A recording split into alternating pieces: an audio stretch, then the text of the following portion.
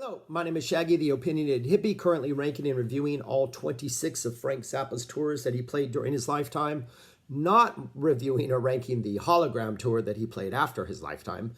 And of the 26 tours I have deemed tours worth reviewing, we are now on number 16, Fall 1980. We are at that point in the list where my personal biases are clearly coming out. On the negative side, tours that have way too many You Are What You Is songs popping up, I am realizing I am less interested in listening to those just because I don't really want to hear the You Are What You Is songs anymore. Of that album, pretty much the only sequence that I enjoy over and over is the Society Pages through Charlie's Enormous Mouth sequence, which was pretty common all the way through 82. The You Are What You Is sequence from side 3, I don't really like. I'm not really a fan of sort of the solo pop-ups of some of the earlier songs. There's also a number of Tinseltown Rebellion songs that I'm not a big fan of that pop up a lot on this tour. Most of the material from Tinseltown Rebellion comes from this tour. I'll get to that briefly. And so I'm kind of, putting towards the back of the list the tours that have a lot of You Are What You Is material. And then I'm realizing that the 73, 74 band does not play a song I do not like. And those are going to be weighted heavily towards the front of the list, the top of the list, probably more so than other people would do. But this is a perfect example of that. Frank's guitar playing is ridiculously good on this tour. But as good as it is, I don't think it's as experimental as it is on some other tours. We don't have any moments sort of like the Zoodalures from 75, 76, the Yo Mama Wild Loves, the Dupree's Paradise from 73 and 74 bow down to its greatness. The Inca Roads, just epic monsters from 79, which also featured the same rhythm section.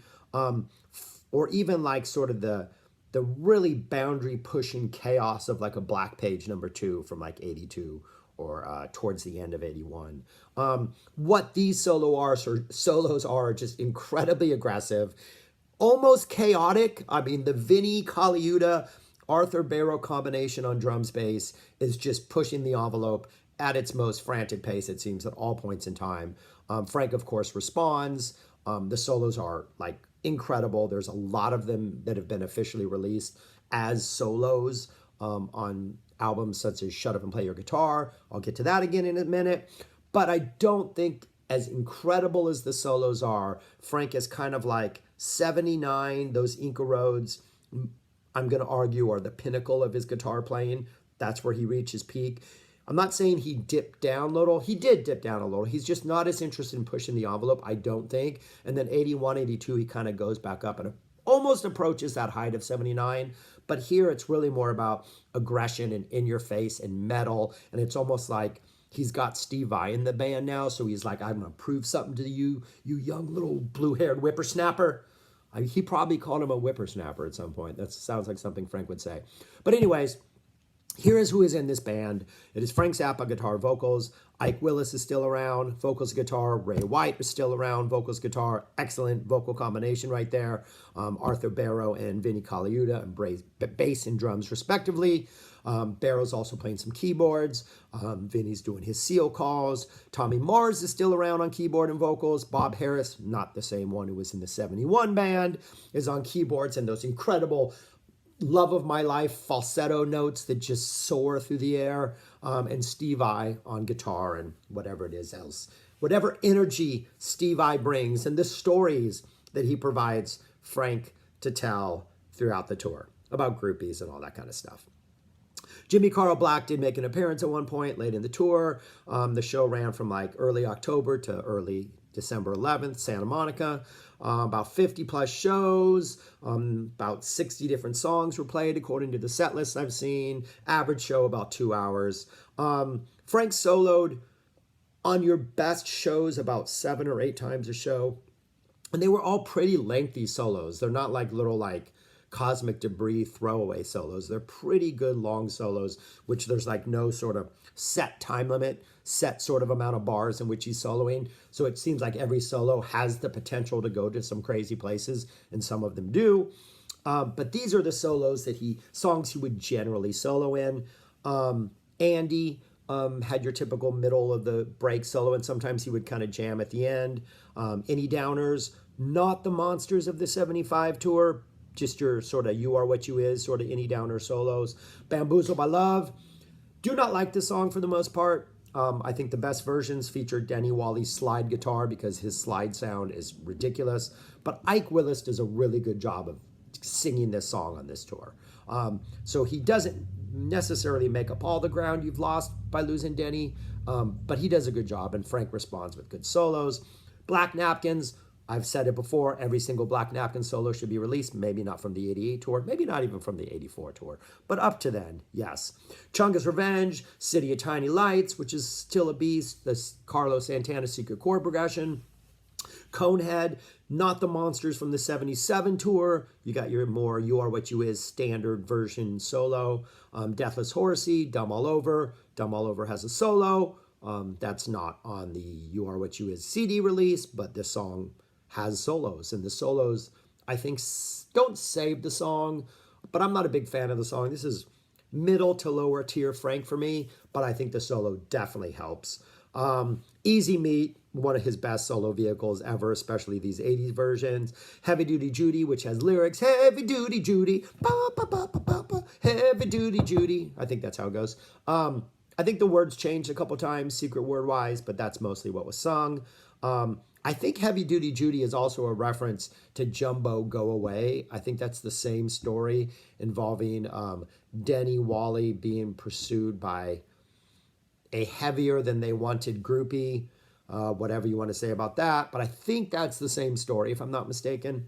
If Only She Woulda, definitely the highlight of all of 1980. This is the Ray Manzarek secret chord progression, Arthur Barrow solos, then Frank solos. It's a definite Doors vibe. Frank frequently pushes the envelopes on these solos. I think this is easily one of my favorite solo vehicles of this entire year. Why this did not continue into the latter part of the 80s, I do not know. Incredible song, solo, just a vibe that Frank doesn't have many other places in his catalog. Illinois Anima Bandit, Outside Now, Pick Me I'm Clean, Charlena, The Torture Never Stops, which was the closest thing to a monster song on this tour. You typically had a Frank solo, a Mars solo, a Kaliuta solo, and then another Frank solo. This is where Frank is now introducing where you get a typical first verse of Torture Never Stops, but from the first verse on, or maybe it's the first two verses, you're getting like the Sprex time talk thing. You're getting the weird sort of walking baseline jazz things where he's deconstructing the second verse as he would continue to do throughout the 80s until we get to that ridiculous, almost cartoonish version that you have in 88. And then Watermelon and Easter Hay, which, you know, Watermelon and Easter Hay. And again, his solos are all incredibly great. I mean, he has released a bunch of these on Shut Up and Play Your Guitar and other things, other releases, which I'm going to talk about right now. And again, as solid as they are and as amazing as they are, I just don't think he doesn't ever take that moment where everybody stops and he just kind of creates something out of the blue, as he would generally do on other tours. He doesn't provide himself that moment on this tour. Maybe he doesn't need it. But where can you hear this tour in the catalog? The entire Buffalo release is from this tour. Amazing CD. I don't remember where I put that in my list of post-Zappa releases, but it's in the upper half. I'm pretty sure it's in the top half.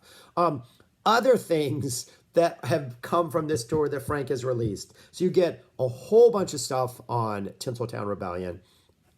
You have Pick Me, I'm Clean, Now You See It, Now You Don't, which is probably an opening solo, even though there's a King Kong quote at the end. We don't have the set list for this show, so it might be an opening solo just thing, but maybe they played King Kong once. I'm still going to put that out there that possibly it could have happened. They played it once in 79. Maybe they played it once in 80. You get, what else? Panty Rap, Ain't Got No Heart, Tell Me You Love Me, Blue Light, Tinseltown Rebellion, the second half of Easy Meat. You get a whole bunch of solos which have been released. Hog Heaven, which is an Easy Meat solo. Beat It With Your Fist, which is a Torture Never Stops solo. What other solos? Pinocchio's Furniture, a Chunga's Revenge solo. Soup and Old Clothes, an Illinois Enema Bandit solo, variations on the Carlos Santana Secret Chord progression, a City of Tiny Lights solo, all of this coming from this tour. On the stage 6, you can't do that on stage 6, you got Miss Pinky, I'm So Cute, Magic Fingers, I think I've almost covered it all. You also got Love of My Life from Tinseltown Rebellion. Oh, Tracy is a Snob, Emperor of Ohio, which are probably from weirder, more out there, Torture Never Stops, when things got more interesting. Sounds like, or maybe, I don't remember if they did Pound for Brown on this tour. I don't think they dropped any Pound for Browns. It sounds like, I always thought it came from a Pound for a Brown, but I'm pretty sure these are from a Torture Never Stops. The Madison Panty Sniffing Festival is from this. So yeah, there's a lot of stuff from this tour that have been released, which makes me think that Frank there are more recordings in there of complete shows. This is a tour that would be worthy of having another complete show release just because the solos are so incredible. And there are a couple songs that were played on this tour that are not on Buffalo 80. What are those songs? I'm now asking myself. But Buffalo 80 pretty much has a really good sampling of what this tour presents, and is probably one of the better shows from that tour. What else do we have on there? I'm going to put the Buffalo 80 track listing right there so you can see what is on there. Other stuff that was not on there that was played, Black Napkins, of course, which I mentioned. Yes, Bobby Brown Goes Down, unfortunately, was played. Let's see what else. Broken Hearts Are for Assholes had a slightly different sort of vibe to it, quite a different little arrangement. Not dramatically different, but that sounds a little bit different. We also got, there was Dangerous Kitchen and Drowning Witch, both popped up in sort of their like talky versions in which all the lyrics are here, but it's not the full form songs that we would eventually know. The Truck Driver Divorce lyrics also pop up at one point. Don't Eat the Yellow Snow is played, not the sweet, just Don't Eat the Yellow Snow, as it was played on the previous tour. What else do we have? That was interesting. Illinois Enema Bandit popped up. I don't think that's on Buffalo 80, right? That's not on Buffalo 80. No, but that was played. Always in Your Encore position. I'm So Cute popped up with Harris doing a lot of the great vocal jobs, filling Terry Ted's shoes. Jazz Discharge Party Hats came from this tour. Not a big fan of that song. What else? Lucille Has Messed My Mind Up popped up a couple times. That is a great song to hear live, always. Luigi and the Wise Guys is from this tour. I think that was played once. The song that is from Man from Utopia. Mud Shark continues to rear its ugly head. That was performed once, unfortunately. I'm not a big fan of that song. The Panty Rap, of course, as I mentioned. What else? I think Buffalo 80 covers most of the bases. Oh, Tommy and Vinny at one point wrote a jingle for an airline, Republic Airlines, which I don't think is around anymore. And at one show, they played the 30-second jingle for the crowd. That's interesting. Charlena was back with guitar solo. Excellent re-addition to the lineup. That would stick around for all of the 80s. Excellent choice. Shall We Take Ourselves Seriously? Oh, that's on Buffalo. And yeah, that's about it. You Didn't Try to Call Me, which also is not on Buffalo, but You Didn't Try to Call Me was played. And my notes on this says it's a completely weird, interesting arrangement of You Didn't Try to Call Me. And quite a fascinating arrangement, impossible to describe, but somewhat reminiscent of the vocal chaos in Fine Girl. It's only played first couple times, played it the first few shows, and then it was dropped. So apparently it was a little over-arranged and Frank didn't like it. Hence my notes. I have not re-listened to it prior to making this. So anyways, there are a lot of good shows out there that sound really good from this tour. You get probably there is a rehearsal tape out there that is an excellent sound quality. I remember thinking this was kind of a fun listen if you're into rehearsals and how things are built.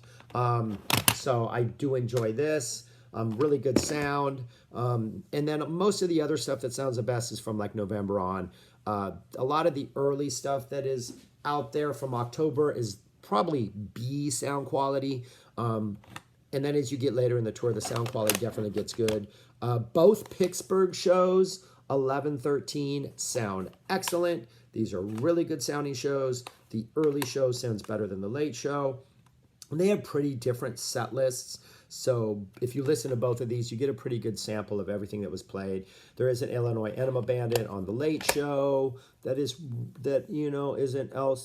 available on Buffalo. There is a Don't Eat the that Magic Fingers Don't Eat the Yellow Snow Stick It Out sequence. 3 songs I absolutely like live. That's just a neat little sequence right there. And then as you get into December, 11/28 Chicago is a pretty good show. It says a really good City of Tiny Lights on it. A really good Pick Me I'm Clean. And then probably the Santa Monica show, which I know is out there on YouTube. The last show of the tour is really good. And then, Honey, Don't You Want a Man Like Me was played. The version on Buffalo, he messes up the lyrics quite a bit, and it's probably more entertaining than any other one. And this has parts that were used on Tinseltown Rebellion, and I think the Miss Pinky is the one that's on the Stage 6 version.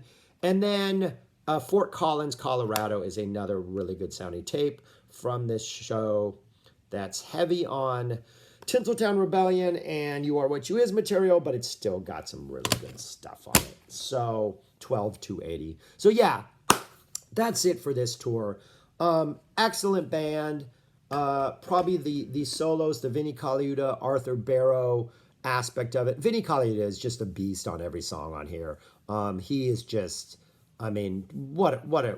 just crazy. And Barrow along with him. The solos are aggressive. It's not that experimental. It's a really good tour. Would be higher if there were less You Are What You Is songs. There are shows in which there's not a single You Are What You Is song played, but those are in the minority. And there's a lot of shows where there's way too much You Are What You Is material played for my taste. But that's it. Fall 1980, my number 16 favorite Frank tour. Let me know what you think. Let me know your thoughts, all that kind of stuff. And if you're interested, check out Buffalo 80. That is an excellent, excellent release. And that's all. Peace. Talk to you later. Subscribe. All that stuff. Bye.